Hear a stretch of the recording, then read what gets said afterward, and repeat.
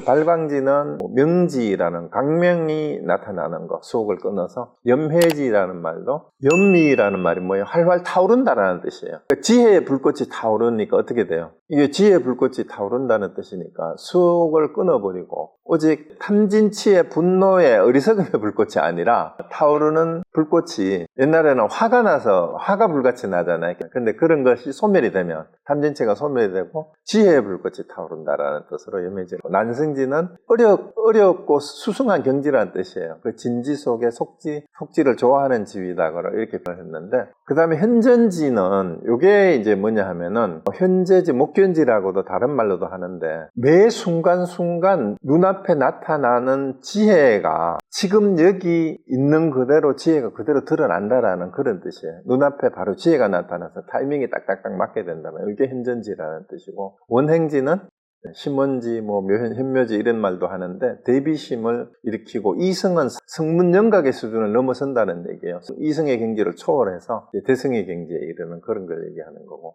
부동지는 불태전이라는 의미하고 똑같습니다. 더 이상 진여의 경지를 얻었기 때문에 다시 동료되지 않는다는 얘기고, 선해지는 성근지, 부처님의 심력을 얻어서 바로 된다는 얘기고, 법운지는 법어비를 내리는다는 그런 뜻입니다. 대전, 법어비를 뿌려서 중생. 그러니까 이것도 사실은 순서대로 가는 것처럼 이렇게 보이지만 전체적으로 봤을 때는 이것이 다 하나예요. 하나.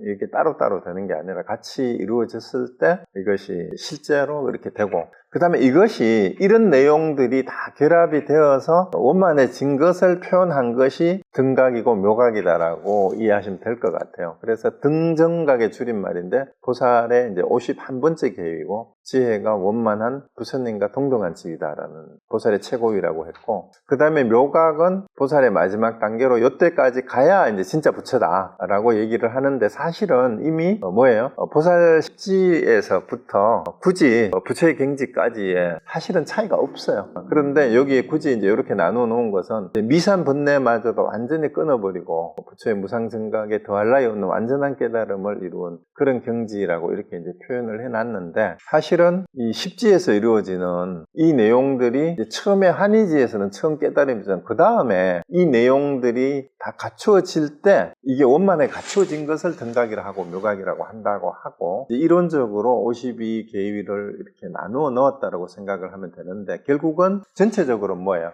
그냥 5가지로 줄이면 돼요. 5가지가 뭡니까? 믿음과 항상 일상생활에서 어디에 머물러야 되고 어떻게 실천해야 되고, 내가 그리고 수행을 하는 것이 늘 어디로 회향을 해야 되는지, 그리고 어떠한 경지에 마음이 흔들림 없이 있어야 되는지, 이게 이제 두루두루 이루어졌을 때 이제 등각과 묘각이라는 부처의 경지에 도달하는데, 보살과 부처는 사실은 이렇게 나누어 놓고 따로따로 어떤 상징적인 것으로 비유를 하지만, 사실은 우리 승자들이 갖춰야 되는 모든 것이 여기에 다 들어있다라고 생각하시면 되고, 굳이 이거를 순서대로 다 해야 된다라고 생각을 안 하셔도 어느 부분에서 또 그때 상황에 따라서 어떤 부분을 공부를 하고 어떤 부분을 수행을 하고, 또 어떤 현장에서 어떤 상황에 부딪혔냐에 따라서 이 중에서 어떤 마음을 써야 되느냐 하는 것과 관계가 된다라고 생각하시는 게 오히려 더 편할 것 같아요. 그래서 여기에 너무 이런 이걸 다 외우고 이거를 일일이 단계를 거쳐야 된다라는 생각보다는, 어떻게 해야 믿음을 올바로 하고 평상시에 이 마음을 잘 지니고, 우리가 자주 표현하는 행주좌와 어목동정, 일상생활에서 실천을 해 나가는가 하는, 그리고 물러섬이 없이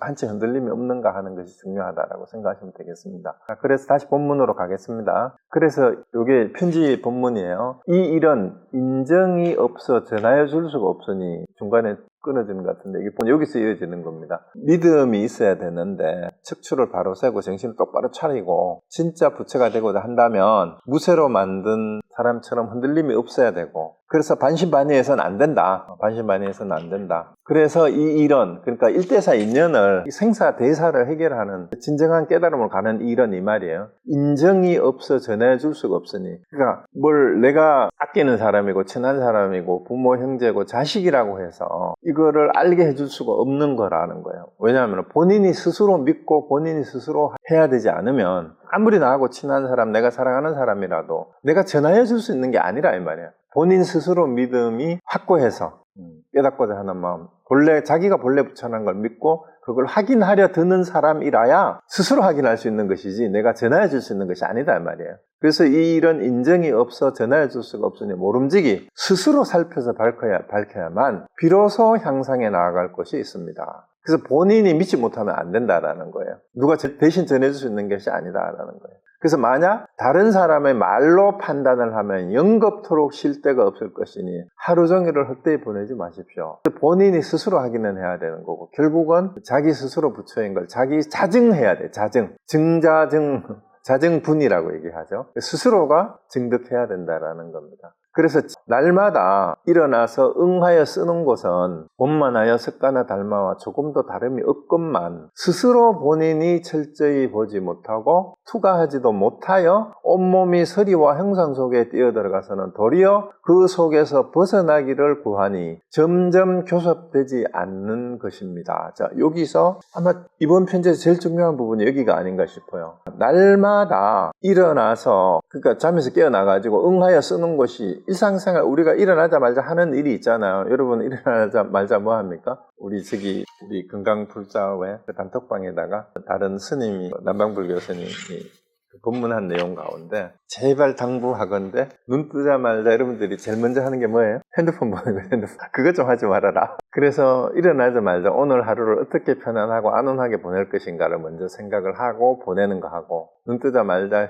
휴대폰 딱 찾아가고 보기 시작하고 그거 들고 화장실 가고 내가 주변에 보니까 10중 8구가 그러더라고. 주변 분들한테 물어보면 일어나자마자 휴대폰 들고 화장실 가서 휴대폰 보는데 그런 거 좀 하지 말고 오늘 하루를 어떻게 편안하고 또 베푸는 삶을 공덕을 향하는 삶을 어떻게 시작할 것인가 라고 생각을 하면서 시작하는 하루하고 휴대폰에서 누가 카톡을 보냈나 무슨 뉴스가 떴나 유튜브에 뭐가 있나 인스타그램에 뭐가 올랐나 이런 세상살이에 관심을 가지고 시작하는 하루하고 하루가 진짜 달라질 수 있어요. 그래서 습관을 바꾸면 운명이 바뀐다는 말을 흔히 하잖아요. 그래서 오늘부터 내일부터 그죠? 진짜 이거 한번 바꿔보세요. 눈 뜨자마자 저도 2-3년 전까지 그랬어요. 이제 눈을 뜨면은 휴대폰을 충전기를 침대 머리맡에 두고 자서 밤에도 자기 전에 그렇게 보고 자다가 눈 뜨자마자 그걸 봤는데 이거 안 되겠다 싶어서 이제 휴대폰을 이제 머리맡에 안 두고 저는 일부러 테이블에 놓고 좀 멀리 충전을 거기서 충전기를 끄고 아주 치워버렸어요.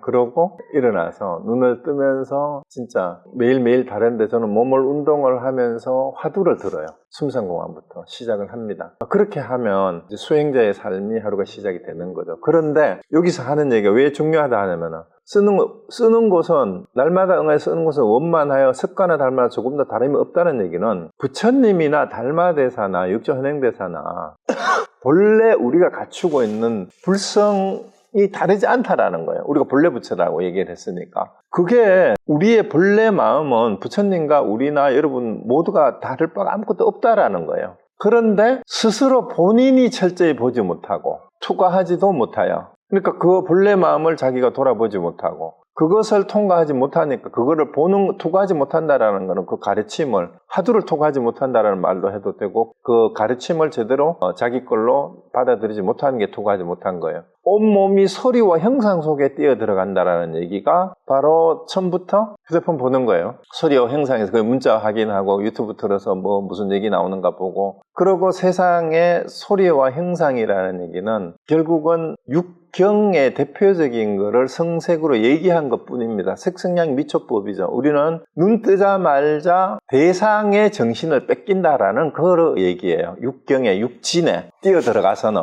도리어 그 속에서 그러니까 우리 스스로가 일어나자마자 색생량 미처법에 끌려다니면서 거기에서 스스로 뛰어들어가지고 거기에 얽매여 있으면서 거기에서 벗어나기를 구하니 점점 교섭되지 않는 거다. 그러니까 뭐가 공부가 수행이 되겠느냐 이 말입니다. 그 처음부터 일어나자마자 눈 뜨자마자 자기를 돌아보는 일부터 먼저 하면 색성량 미처법의 서로의 행석에 끌려다니지 않는다라는 그 얘기입니다. 그래서 우리가 잠에서 깨자마자 우리에게 육감을 통해서 오감과 의식을 통해서 들어오는 색성량 미처법의 대상을 따라가지 않고 거기에서 그 소리와 형상을 타파를 해야 돼요.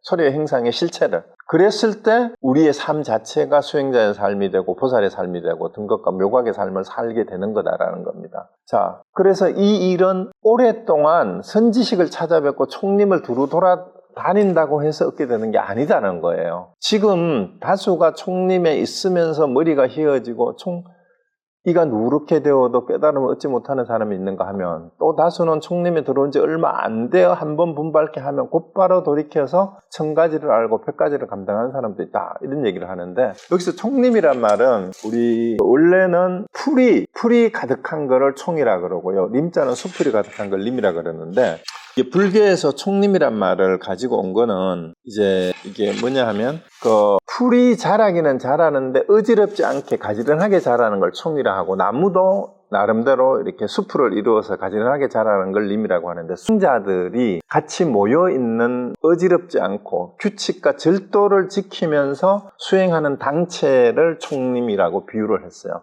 그리고 이제 우리나라에는 옛날에 5대 총림이 있었는데 지금 8대 총림으로 바뀌었죠. 그 본사 큰절을 선언하고 강언하고 유론하고, 여기에 이제 사부대중을 갖추고 있는 절 가운데서 큰 절들을 총림으로 지정을 했고, 총림의 최고 지도자를 방장이라고 그래요. 한국의 조계정에서는. 그 선언은 이라고 하고 그렇게 하는데, 어쨌든 그 총림에 있으면서 큰 절을 툭 돌아다닌 뒤에 큰 스님들 찾아뵙는다고 강언 선언 유론 을 돌아다닌다고 얻는 게 아니다, 이 말입니다. 그래서 어떤 사람들은 여기 나오잖아요. 총림에 출가해가지고 머리 헤어지고 이가 누가 다 연세가 들고 몇십 년을 수행을 해도 깨닫지 못한 사람이 더 많죠, 다수가. 그런데 들어온 지 얼마 안 되어서도 한번 여기 번역을 어떻게 할까 하다가 보니까, 여기가 그 원문이 어디가 있냐 하면요, 셋째 줄의 뒷부분, 그 둘째 줄 제일 마지막 위에 한문 한번 보세요. 한문 원문의 둘째 줄 끝에 끝나고 바로 밑에 총림 일발 곧 변전이라고 있죠. 일발 변전이에요. 일발 변전.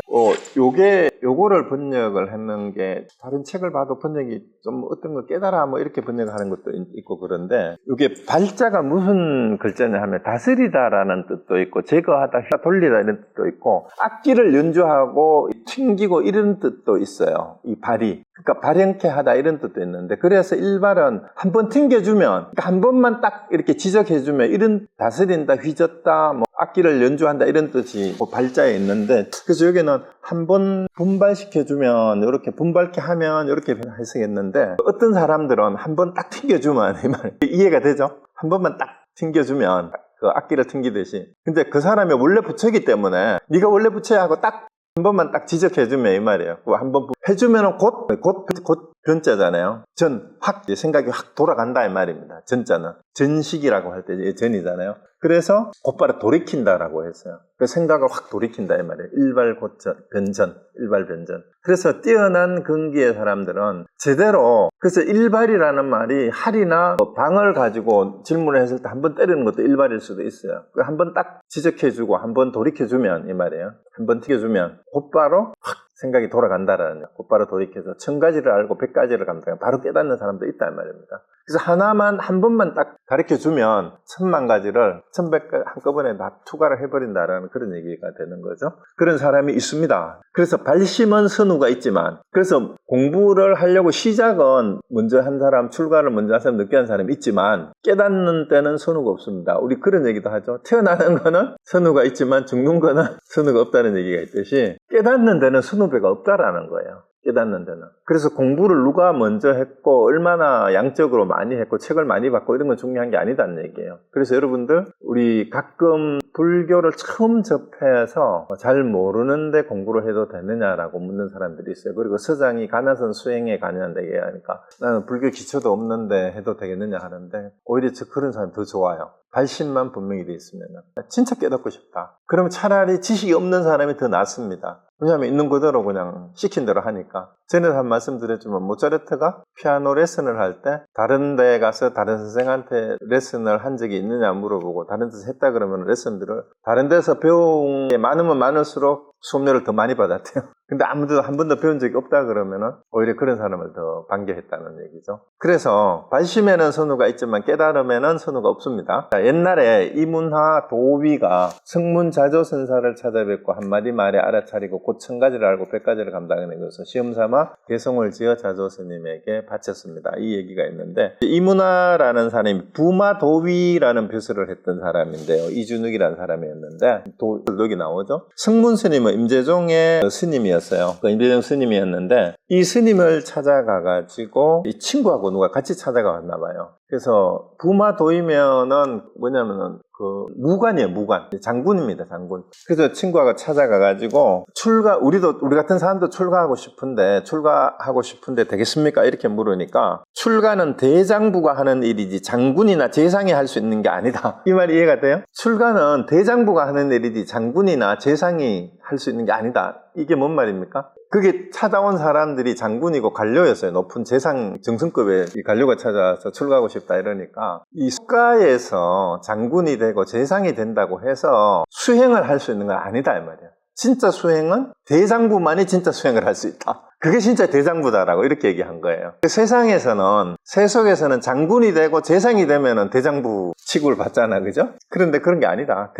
대장부가 할 수 있는 일이지 장군이나 재상이 출가를 할 수 없다. 이렇게 얘기를 하니까. 그러니까 이 문화가 이렇다면 어떻습니까? 하고 이래도 내가 출가할 수 없습니까? 하고 지어바친 개성이 이거예요. 도를 배우려면 모름지기 새로 만든 놈이라야 되고 손대어 마음을 먹자마자 곧 판단한다. 곧바로 무상보리를 얻고자 한다면 일체의 시비에 관여하지 말라. 이래도 출가할 자격이 없습니까? 이러니까 이제 이게 자조선사의 지적과 도움을 받아서 공부를 하게 됐다 그럽니다. 그래서 여기에 개성에서 나오는 것처럼 있잖아요. 새로 만든 놈이라야 된다는 거. 불태전의 결의뿐만이 아니라 더 이상의 번뇌망상으로 흔들림 없는 확고한 믿음을 가진 사람이라야 된다. 그리고 진짜 깨닫고자 한다. 무상보리가 진짜 완전한 깨달음이잖아요. 그죠? 일체의 시비에 관여하지 않아야 된다. 이거 제가 믿습니다. 이렇게 내가 확실합니다. 이러니까 이제 자조선사가 인정을 하고 공부를 하게 해서 지도를 받았다는 얘기가 있어요. 그래서 이런 개성을 바쳤는데 다만 당장의 벼랑 끝으로 가지고 가서 죽어야만 쉬고 앞뒤를 생각할 필요도 없고 번뇌를 일으킬 필요도 없습니다. 번뇌는 곧 도의 장애가 됩니다. 빌고비입니다. 이렇게 끝났는데요. 그래서 벼랑 끝으로 가지고 가서 죽어야만 된다는 얘기는 이 세속에서 따지는 그런 일들, 세상살이든 지식이든 이런 것들을 진짜 벼랑 끝에서 우리가 백척간두 진일부라는 말이 있잖아요. 벼랑 끝에서 한 걸음 더 나가라. 그때 진짜 생사의 기로에 서 있다라는 그 얘기잖아요. 그렇게 해서 죽어야만이라는 말이면 세상에 내다, 내 것이다 라고 하는 나라는 모든 생각, 내가 안다라는 이 모든 생각을 다 버리는 게 이 죽는다는 뜻이에요. 나를 버렸을 때 진짜 번뇌 망상의 마음이 쉰다라는 얘기예요. 그래 죽어야만 쉬고 그래서 앞뒤 생각할 필요도 없고 번뇌 일으킬 필요도 없다. 그러면 그런 확고한 믿음이 있다면 다른 걱정할 필요가 전혀 없으니까 그냥 수행을 하면 된다. 어떻게 하면 되느냐? 화두를 간택해서 주면 어째서 그러냐라고 그냥 참고하면 된다는 얘기예요. 조주물을 줬으면 어째서 물어 했는지 그렇게 하면 된다라는 그 얘기입니다.